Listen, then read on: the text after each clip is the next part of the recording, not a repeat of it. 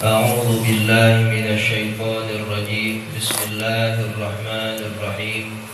الحمد لله رب العالمين، وبه نستعين على أمور الدنيا والدين، وصلى الله وسلم على سيدنا ومولانا محمد خاتم النبيين وعلى آله وصحبه أجمعين، ولا حول ولا قوة إلا بالله العلي العظيم. اللهم لا علم لنا إلا ما علمتنا إنك أنت العليم الحكيم، ولا فهم لنا إلا ما فهمتنا إنك أنت الواسع الكريم. نسأل الله سبحانه وتعالى أن يعلمنا ويفهمنا ويفتح علينا فتوح العارفين، إنه بذلك قدير وبالإجابة جدير، وهو حسبنا ونعم الوكيل. إلى حضرة النبي محمد صلى الله عليه وسلم. الفاتحة. بسم الله الرحمن الرحيم. الحمد لله رب العالمين، الرحمن الرحيم، مالك يوم الدين. إياك نعبد وإياك نستعين. اهدنا الصراط المستقيم، صراط الذين أنعمت عليهم غير المغضوب عليهم ولا الضالين. آمين.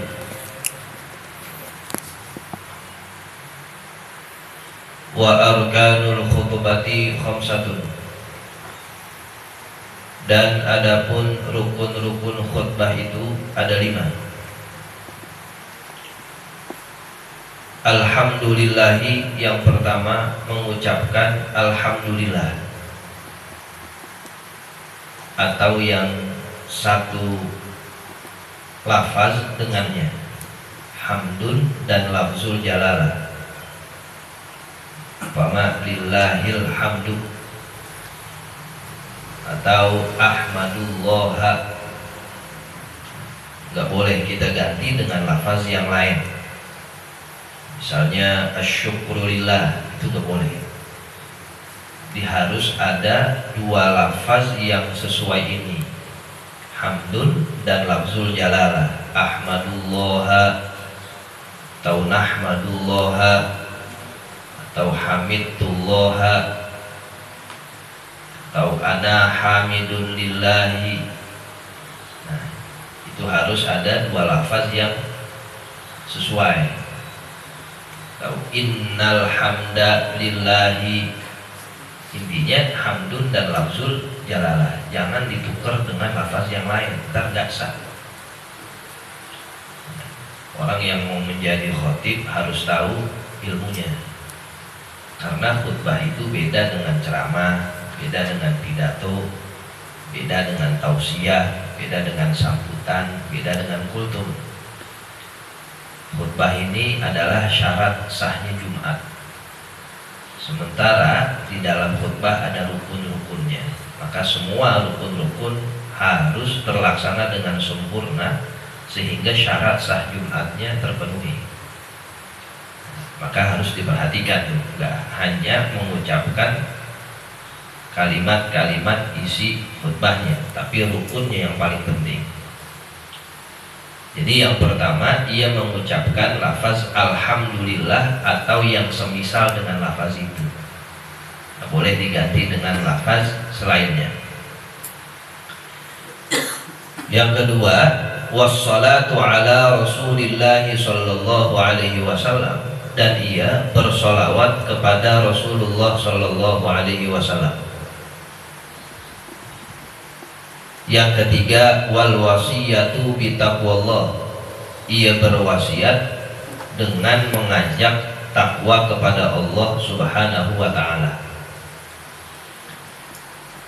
Wa yajibu dzalika fi kullin minal khutbataini, dan wajib hukumnya dari ketiga rukun di atas terpenuhi pada setiap 2 khutbahnya.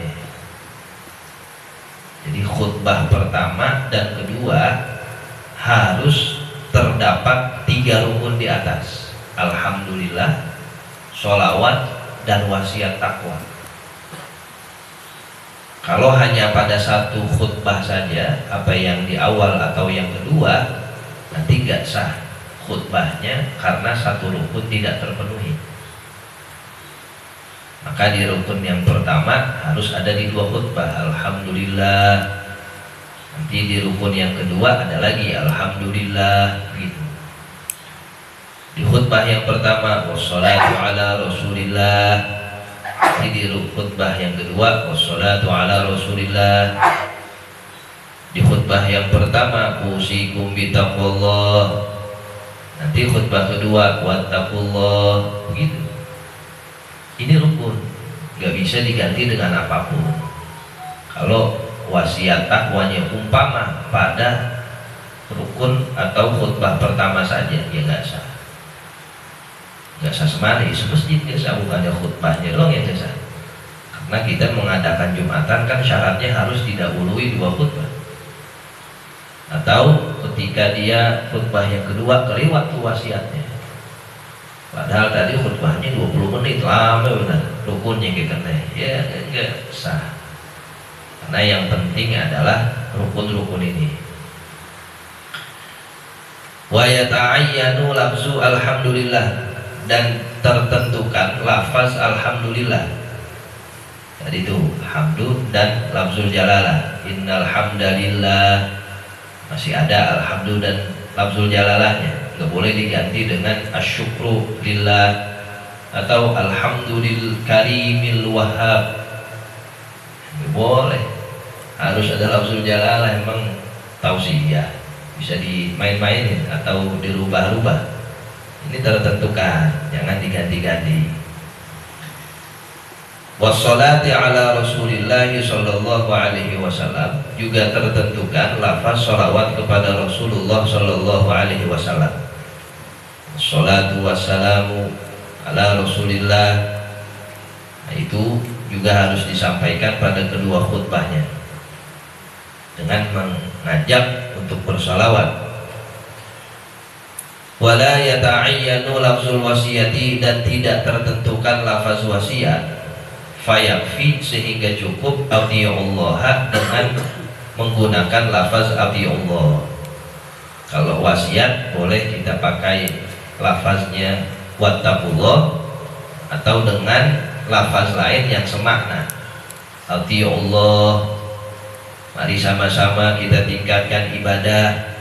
Kan bukan takwa tuh, tapi ibadah, gak apa-apa, karena satu makna.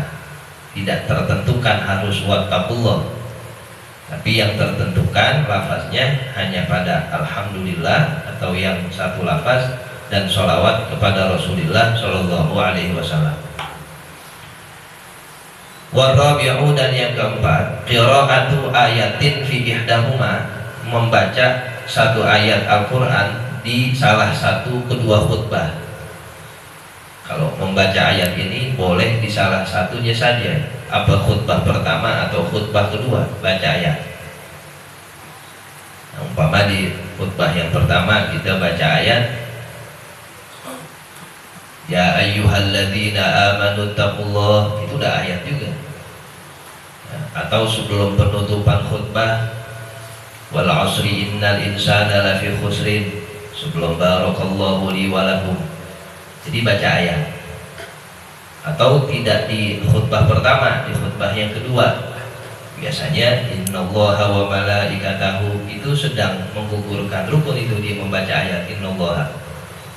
Ya, kalau kita kumplit rakaat khutbah pertama baca ayat, umpama tadi ya ayyuhalladzina amanu taqullah, sebelum akhir kita baca wal asri, itu masih khutbah pertama. Nanti khutbah yang kedua baca innallaha wa malaikatahu, meskipun hanya pada salah satu khutbah saja sudah sah. Wal khamisu, dan yang kelima, ad-du'a'u lil mu'minina fis tsaniyah, berdoa kepada orang-orang beriman fis tsaniyati, pada khutbah yang kedua. Wa hum maghfir lil muslimina wal muslimat, itu sedang menggugurkan rukun, itu bukan hanya doa-doa saja. Nah, di situ kita berdoa yang ada kemaslahatannya bagi saudara-saudara kita se-Islam dan seiman. Nah, ini rukun, nggak boleh ketinggalan.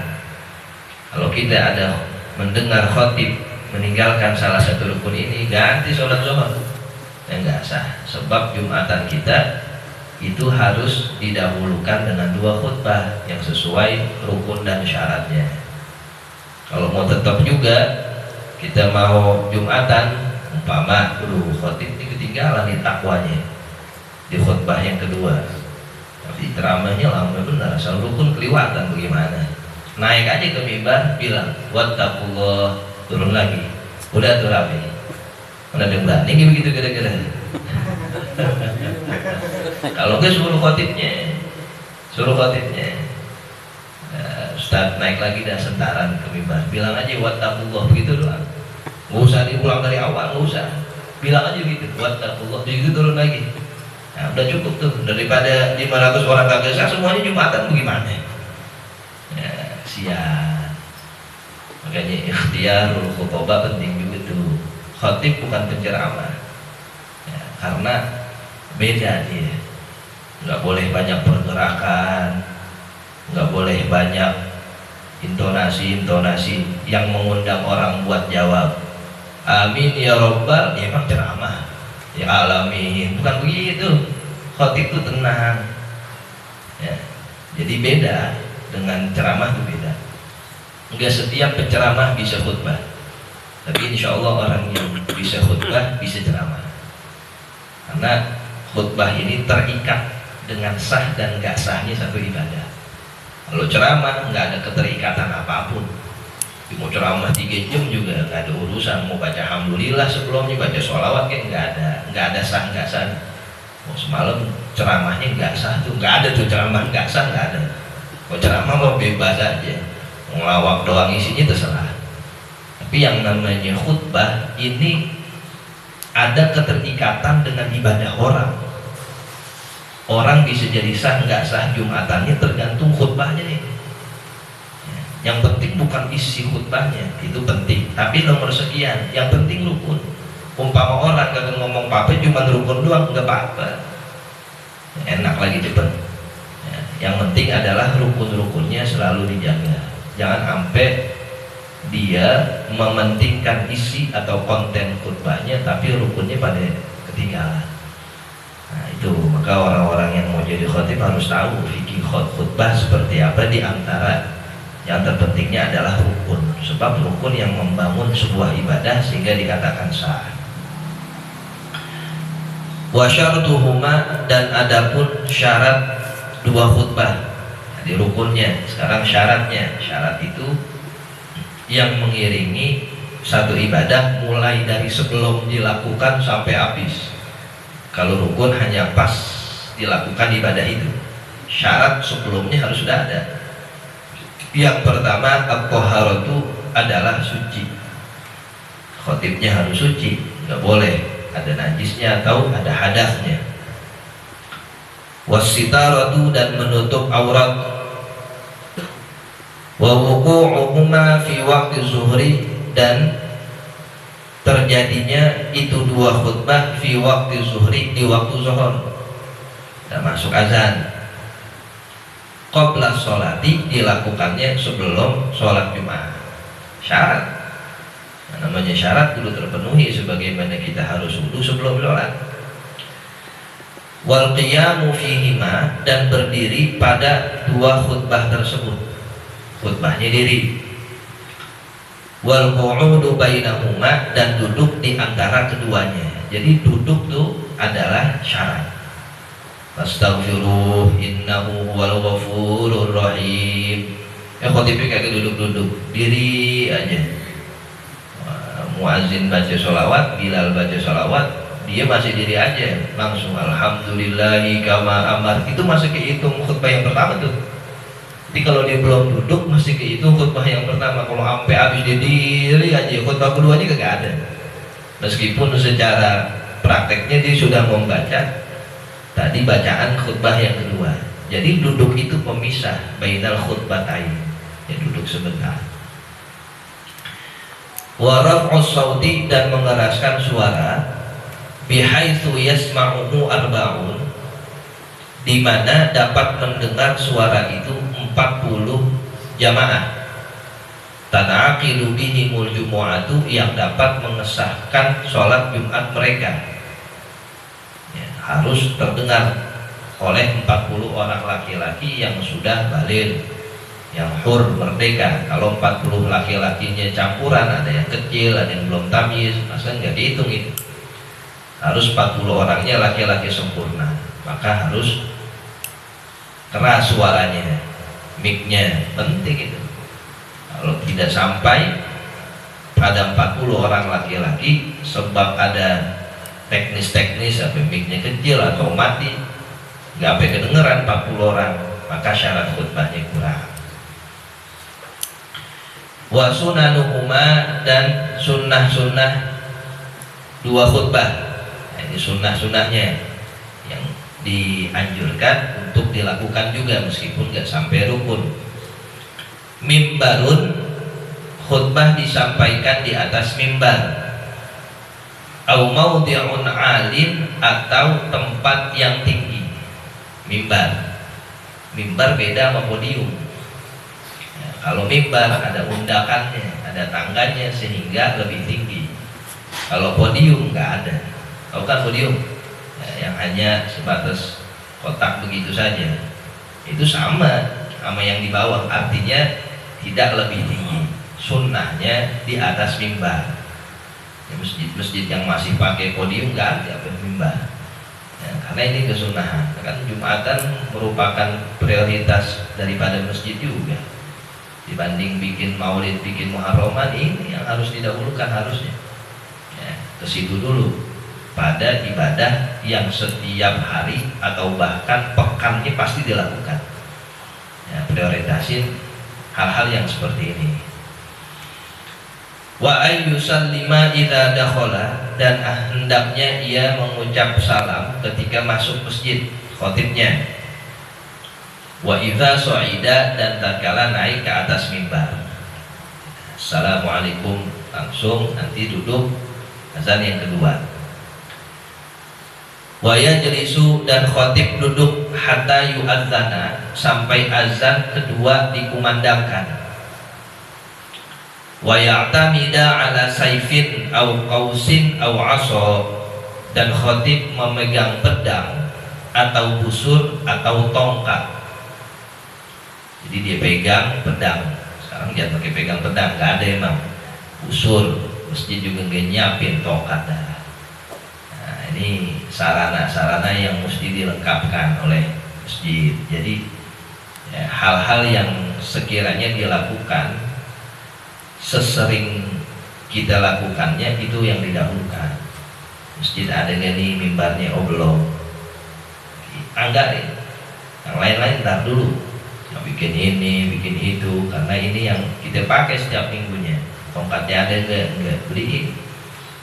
Nah, karena disunnahkan bagi khatib memegang tongkat. Kalau dia umpama megang kertas, ya pegang tongkatnya sebelah kiri. Umpama dia nggak pakai teks, nggak pakai kertas, dia sebelah kiri, boleh sebelah kanan. Memang disunnahkan sebelah kiri itu memegang tongkatnya. Wa yuqbila alaihim, dan ia menghadap kepada jamaahnya fi jami'ihima, di dalam membacakan atau di dalam menyampaikan kedua khutbah tersebut. Dia menghadap ke depan, bukan ngebelakangin sebagaimana yang dilakukan. Wal jumu'atu rakaatani, dan adapun Jumat itu dilakukan 2 rakaat. Yaqra'u fil ula al-jumu'ata, yang ia membaca di rakaat pertama surat al-jumu'ah. Wa fi tsaniyati, dan di dalam rakaat yang kedua al-munafiqun, dia baca surat al-munafiqun, atau yang sering kita lakukan Sabbihis dan al-ghasyiyah. Itu sunnahnya. Ya, bisa itu, jangan diganti yang lain. Meskipun sunnah, tapi yang demikian adalah ada penekanannya. Kalau kita ganti dengan ayat-ayat yang lain, sepotong-sepotong, nggak dapat sunnahnya. Waman adraka ma'al imami ruku'at tsaniyati wa ma'anna, dan orang yang mendapati imam pada rukuknya yang kedua, rukuk rakaat kedua, wa ma'anna, dan orang itu bertumakninah, faqad adrakal jumu'ata, maka sungguh ia telah mendapati sholat Jumat. Selama imam belum rukuk yang kedua, kita sholat di situ, maka masih diperhitungkan sholat Jumatnya. Waman adrakahu ba'dahu, dan orang yang mendapati imam setelah ruku yang kedua, imam udah i'tidal, udah rakaat kedua, sami Allah liman hamidah, fatathul jumu'atu, maka terlewati bagi dia sholat Jumat. Fayanwil jumu'ata khalfahu, maka ia niat sholat Jumat di belakang itu imam. Fa idza sallama, nanti kalau imamnya salam, atamma zuhron, dia sempurnakan sholat zuhur 4 rakaat. Sebab dia dapati imam di rakaat kedua udah i'tidal atau udah sujud. Terus bagaimana tuh? Ya niat aja sholat Jumat. Sholli fardhu Jum'ati raka'ataini ma'muman lillahi ta'ala, Allahu akbar, ikutin. Ya, nanti imamnya salam, kan dia udah nggak dapet tuh Jumatan masbuk, ya, maka disempurnakan dengan zuhur 4 rakaat.